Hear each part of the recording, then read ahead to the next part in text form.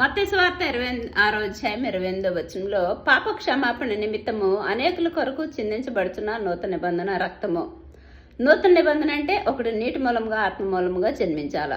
మారు మనసు పశ్చాత్తాపంతో బాప్తిసం తీసుకున్నప్పుడు పరిశుద్ధాత్మ దేవుడు యేసు రక్తం ప్రతి పాపం నుంచి కడిగి శుద్ధీకరిస్తారు. పరలోక రాజ్యంలో వారి పేరు జీవగ్రంథంలో వ్రాయబడి ఉంటుంది. పాప క్షమాపణ దొరుకుతుంది. పాపికి విమోచన దొరుకుతుంది. పరిశుద్ధాత్మ అనే సంచకరువు అనుగ్రహించబడుతుంది.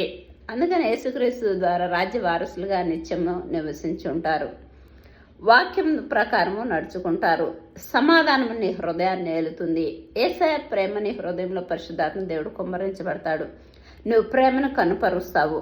కనికరం కలిగి ఇతరులకి సహాయం చేస్తావు. నీ పెదాల మీద దయారసం పోయబడి ఉంటుంది. నీవు ఆశీర్వాద కారణంగా ఉంటావు. నిన్ను చూసిన వాళ్ళు ధన్యులు అంటారు. ప్రభువు నిన్ను చూసి బలా నమ్మకమైన మంచి దాసుడా